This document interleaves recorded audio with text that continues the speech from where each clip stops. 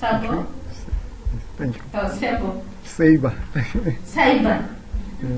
How? But the spellings don't look like that. Sabre. You're welcome.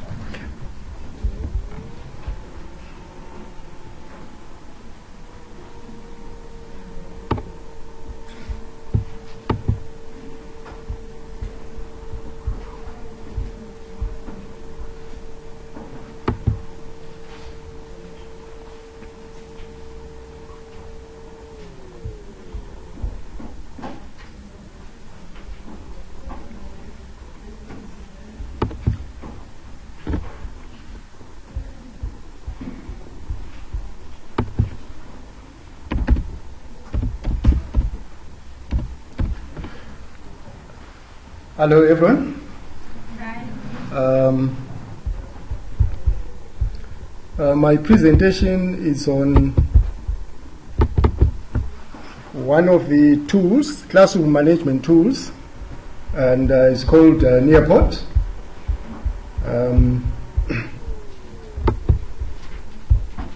I'm sure some of you might have used it in class. You might have used it in class. You have not used it? Okay. Yeah, it's one of the tools. I've used Blackboard many times, and I'm one of the heavy users of Blackboard.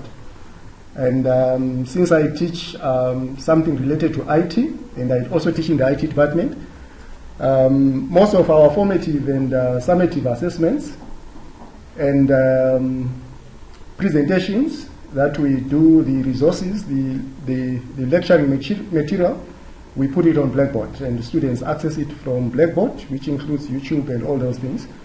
And there are times where you would feel you need to have more tools to facilitate learning in the classrooms. And I actually stumbled on this one. It's called Nearpod. And the reason why I actually valued it and to use it is IT. Usually when you get to a lab and you find that the projector is not working, and you have a presentation that you need to show to your students, and your projector, media projector, is not working, you kind of it's a setback, and you end up just not providing the quality work that you had intended to do. And so this one, Nearpod, it actually allows you to share your presentation slides with the class. And I'm here to show you, since this is a workshop, on how to sign in, how to use it in class. And I've actually compared it with Kahoot and Clickers. In the morning, I saw there is some similarity in the usage, and there is a lot in common. And one thing that I see this one standing out, not really that it's better than those, but the only thing that it contributes with, if I to compare with those that I have already been presented, is that it allows you to have the instant feedback, or it also allows you it allows you to load in a presentation. While you are actually teaching, you are following your slides, you can actually pop in a question within the same package. You create your kind of activities, and you give your students. Your students can actually access this via their smartphone, or it's a web-based facility. They can access it via the smartphones or the tablets or the computer, the desktop. You actually provide, when you start a session, you provide them with 5-digit code, which when they enter it, then they join your session. Then they can move along with you. I'll illustrate that as we go along. And the slide actually says that is for sharing PowerPoint slides. And it allows students to have a real-time interaction with the teacher, and it can actually be used instead of them looking over to your slides or looking onto a projector in front. They can actually look on their tablets or cell phones or a computer that is in front of them. Okay, so as you go through the slides, they can actually see it in any comfortable device that they have. And the other thing with this is, of course, there are challenges as it uses a web-based system. So if the internet is not working, then you can't use it. And but if the projector is not working, you have no problem because you do your presentations here. And the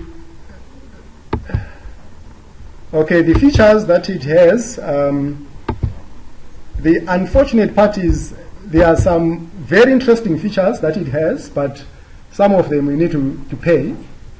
But the ones that I'm showing here are the ones for free. And it actually allows you to share presentation, to share websites, to have virtual tours, to have quick assessments, formative assessments. It could be feedback. So it allows you to have multiple choice questions, fill in the blank. That is, it's more like they type an essay. And it also has polls. The polls are the questions that you give maybe after, let's say you give 5 slides, maybe a specific concept. After, when that concept is done, you pose the question and you allow them to respond to that. And you can see, as long as soon as they submit, you see the feedback.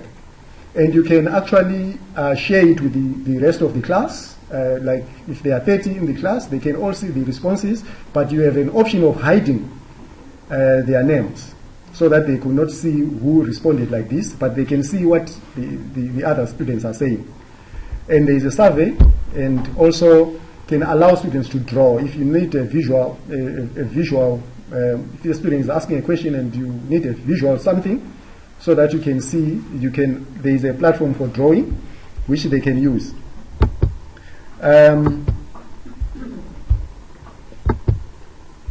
is a slide that seems to be jumping, I don't know.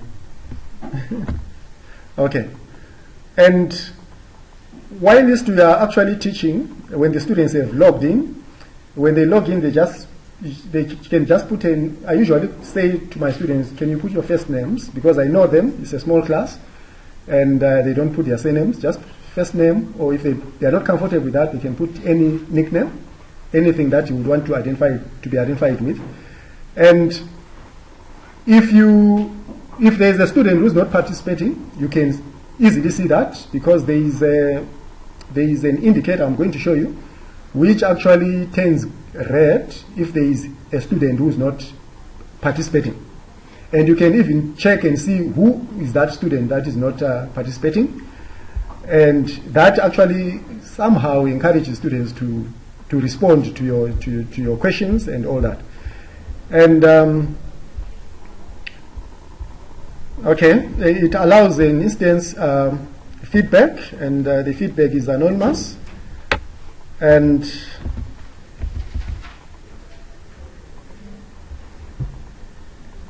okay, and for the responses that they have, actually students, when they respond, it actually keeps them in the system. You can have a report which could not be instant. You can have it at the end of the term and so forth, which is kind of an analysis of how your students have been responding. If it's multiple choice, it's be showing their scores. You can actually trace if they were consistent with their names and doing the work.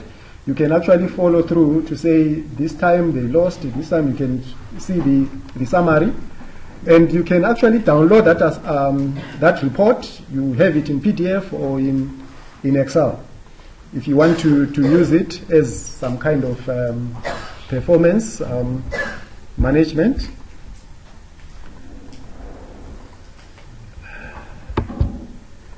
Okay, so the report is in this format. It's going to show you the lectures that we have, like all the lectures that we have posted. And for each lecture that we had given out an activity, you can click on there. It's going to show you all the students that participated and their scores. If you gave out within the same session, let's say you gave out 5 kind of assessments, all of those are going to be recorded, and their marks, if you're given marks, they are going to be also showing how the scores and all that. And this is how you tend to visualize. the report. And on the premium side where you actually pay, you have the students paced learning, where you actually, students don't have to respond according to the lecturer, but they have their student paced learning, where they can actually do at their own time, even the assessments, even the slides and all that. It's more like you are sharing the slides with students to work on their own and to respond. Once they put, like they respond to an activity or an assessment, you are going to get it. Okay, then you would actually look at it and you will see how they are doing on that concept. Okay, then it also shares the website that you would want them to have. And if I would want to illustrate this, I would ask you to use, if you have a smartphone or a computer,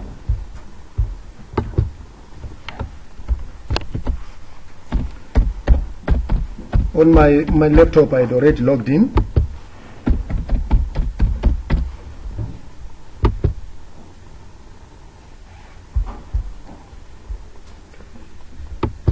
Okay, so these are the sessions that I have conducted with my students, and I had already put the slide, the one that I just presented. So if I say live lesson, and it actually gives me a code.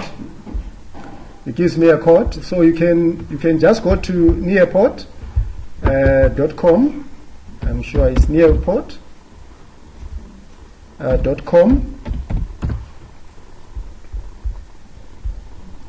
and you go to, for students there, you can enter that code, and the code is. Can you project the website? Okay, I'm free. I don't know why it's not showing.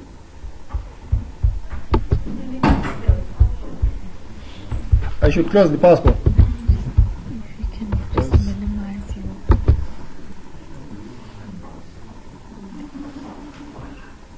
Oh yes, oh yes. Okay, I wasn't seeing that. So there is a code there. It's HVUXZ. Okay, so if you are conducting a lesson, you give the students that code. When they enter it, they join to your session. And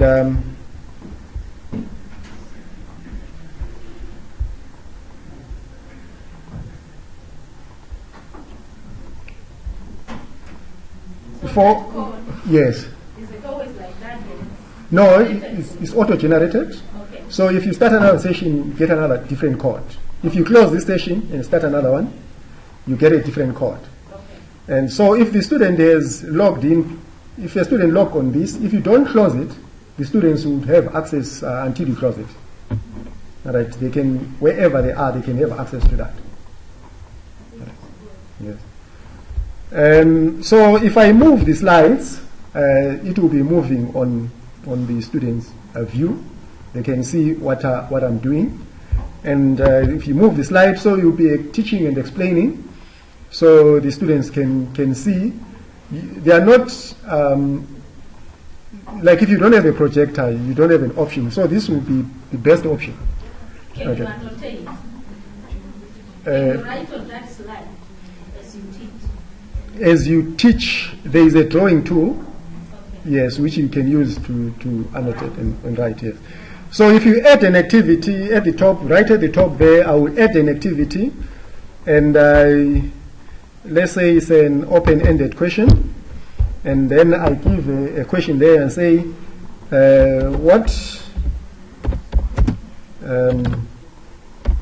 what do you know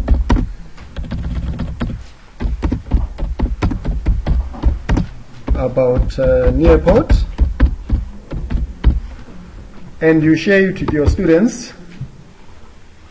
Okay, so there are students who have already logged in. I can hide the names.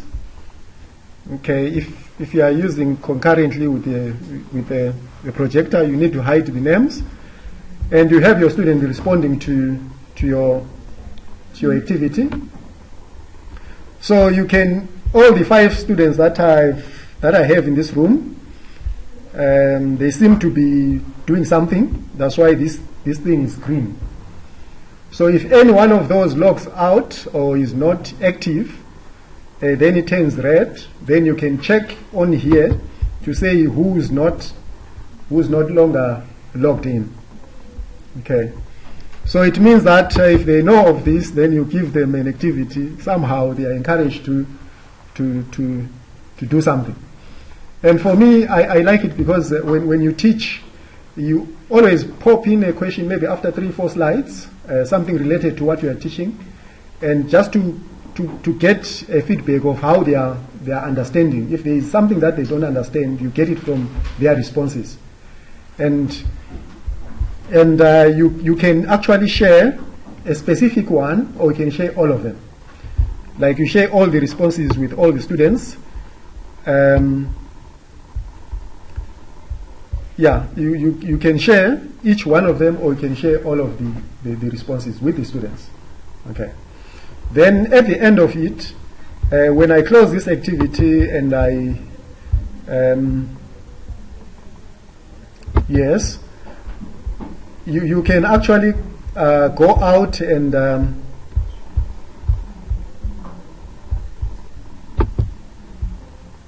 okay. You can actually get a report even without going out. You can get a report. Okay.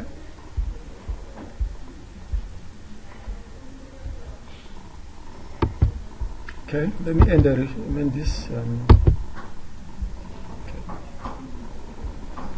So if you go to reports, you can actually see the responses of your students. Under reports, the internet connection now, the problem, okay, which is a disadvantage that we have with the internet. So there is a lot that you can do. I'm kind of new to it. I started using it this year, and the reason why I started using it this year is because I was doing the TDP, the Teacher Development course, and they encouraged us to explore, so that we can find some ways of improving or engaging students, making it more interactive. And at the process, I had a problem with at times when I go to a class and I find the project is not working. So I had to scout through, and it has been good for me. And I'm sure with time I will discover more things to share. And if you get to use it, I know you will find a lot of more useful things. There's a virtual tour. If you would want to, depends on the subject that you are teaching. It allows you to have. There's a facility for a virtual tour where you can take your students through 3D and all those things. But that depends on what you are teaching. Okay. Unless if there are any questions. So yes. You upload the PowerPoint or you create it within the... There's a facility for creating within, and there's a facility for uploading. Okay, so if I go to my library and I want to create your own lesson. If you go to create your own lesson, it says add a slide. So you can add a slide, a picture, you can add a PDF file, you can add a YouTube image, you can add,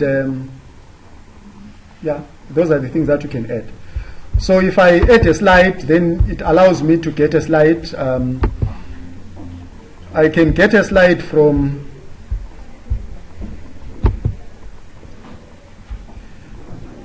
I can get a slide from my machine. I can get a slide from my machine. I can get a slide from Google Drive. I can get a slide from any other source that is more online. Okay. Yes. Okay. So you can also create from within the platform. Yes. Any other questions to you? Yes, sir. I can just make a comment. The reason why I would prefer using clickers is because of the large sizes, but I assume that if it's smaller classes, then it's easier to control the students in terms of I feel for first year students, large classes, if they have their mobile devices with them and they are allowed to, yes, I don't prevent them or discourage them to use mobile devices. Yes. But as soon as there's a message or an Instagram post or something, they'll be looking at it. Yeah. So with the classes that I have, they are small, of course, and it's more like lab environment. With students, there's a problem of maybe we are teaching here and they are actually using a computer or their phones for something else. At times we don't see it because there are computers in front of them. So, but if you are to allow them to use, they feel like their products are useful for their learning, and they tend to use them for what you want. Because if they also are aware of, like you are checking if they are logged in, they are active in that slide, they are doing something that you want them to do. If they don't, then you see it. Then you can, if you know the students, then you can look at them or talk to them. Okay. So for small classes, I think it works well. Yeah. You said that there's a free one. Yes, all these things that I've been talking about is free. Yes. But you can also buy. Yes, the premium then it offers more things. You can have homeworks, and you can even conduct a lecture when students are not here, and they can work on their own. And the other thing, the cool thing with this is you can split a class to say these ones, if they are struggling, they can have a customized content, and then you split the other group with the but you will be delivering the same content, but not the same content. So it will be two versions, one that goes to the weaker students and one that goes to the stronger students. Yeah, if you want to, there is a facility for doing that. Have you conducted them to see how the premium one costs? The price is there, but I have not bought it. I'm too stingy. For how long are they going to allow you to use the free version? No, it's open. It's for free. It's open. It's for free. It's an open source. Yeah, it doesn't like give you space, and once you use the no, there are limitations with the free one. The first limitation is the size of the material that you can upload. Okay, there is a limit. So if you are uploading YouTube, it means that at some point you have to delete some and put some. Okay, so the premium one is open, and there is also these other features that I was talking about, the homework and all that thing. It's not there in the free one. Okay. Any questions? I think it's a good tool we've learned about. And the poor everywhere within it. You know, Carol, why we really try to emphasize free software because of the financial issues we have.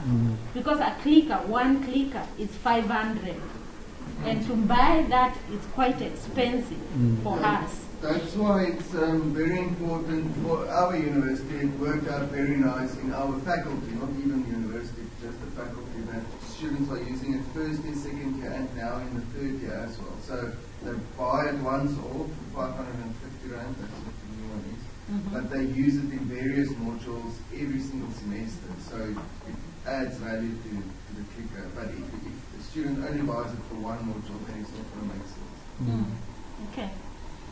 We wish we could be bought for faculties. That's why we are trying to be innovative, finding tools which can help us for free, like this one.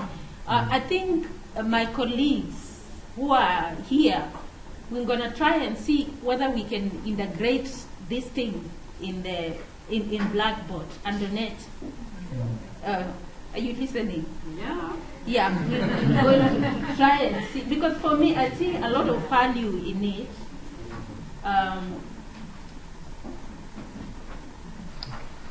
So thank you so much for doing this and for giving us another tool. Yeah. I know Cheryl is